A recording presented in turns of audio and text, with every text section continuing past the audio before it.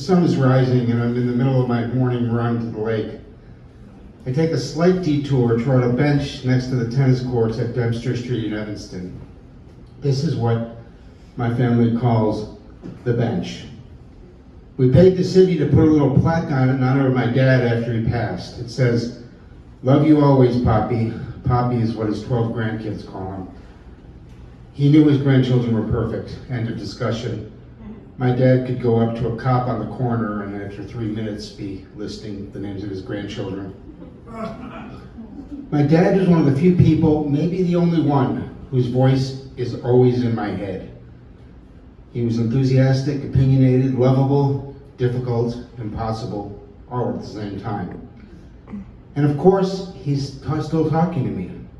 While I was running, he asks, "What the hell happened in that Cub game the other day? How are your kids?" And then he asked, "What the fuck is going on with the country?"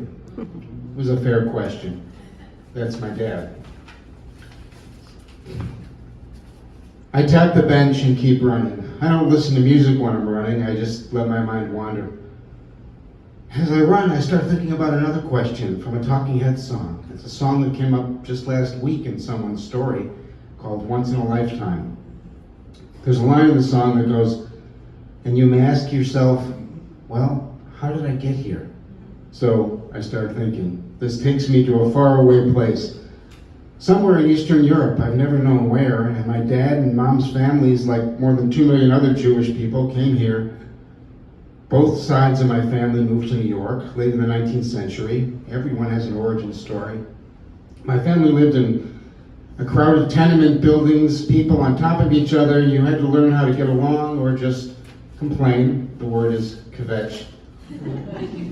And get an inch of space. But many decades later, my mom and dad and us 5 kids moved to Chicago. Why? It's never been totally clear. I asked my mom, was it because you felt smothered by so many family members, like you couldn't breathe? Was it because my dad, a dress salesman, had a business opportunity in Chicago? My mom says it was both. My mom says that when we boarded the plane to Chicago, her mom, my grandma Doris, ran onto the plane. She didn't want us to leave, and I think she was talking to the pilots about it. It's the present again, and I almost trip as I run.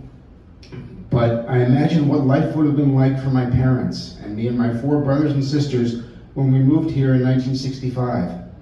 I asked my mom about it. 5 kids between the ages of 3 and 12. My twin brother Rob and I were the youngest. We got to Chicago, and almost immediately we were in a hotel, and my sister Lisa caught mono. My parents had to call a doctor. Then we moved into a townhouse in Niles. I shared a room with my 2 brothers. I know some people say that must have been really tough. No, it was as much fun as you can imagine. Pillow fights every single night. My brother Mike, who was 4.5 years older than me, and my twin, would give us flashlight shows with the shapes of dinosaurs on the wall. I really believe that was my first memory. What could be better for a kid? Then on Christmas Eve, remember, this Jewish family, my mom would leave cream cheese and jelly sandwiches for Santa, who looked suspiciously like a 39-year-old Jewish salesman and a father of 5. 1 month later, according to family legend, my father trudged through the snow during the blizzard, the biggest blizzard in the history of this region, 1967. And he came home. He was carrying a gallon of milk for us kids, our hero.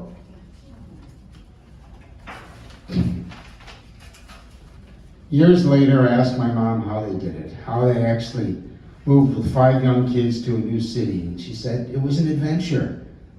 A few years after that, as the kids kind of entered their teenage years, I asked her, how did you do it? And she says, well, I smoked.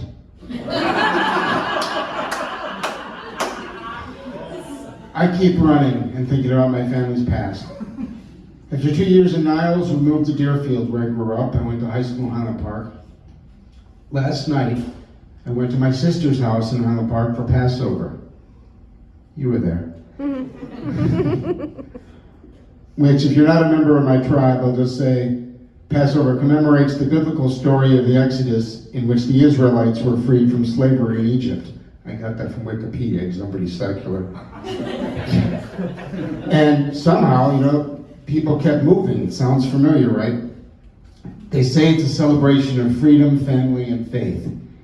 But the other F is really what matters to me and my family. Food. My sister made, gefilte fish, chicken soup, chicken brisket, enough dessert to feed an orphanage, or maybe my family. When I leave my sister's, I go home. I get on Amazon and I order a bigger pair of pants. I have vivid memories of Passover from my dad's last years here. While my sister would read from the Passover story, known as the Haggadah, and had cooked an absolutely mammoth dinner, my dad would whisper to me, only he could not whisper for the life of him.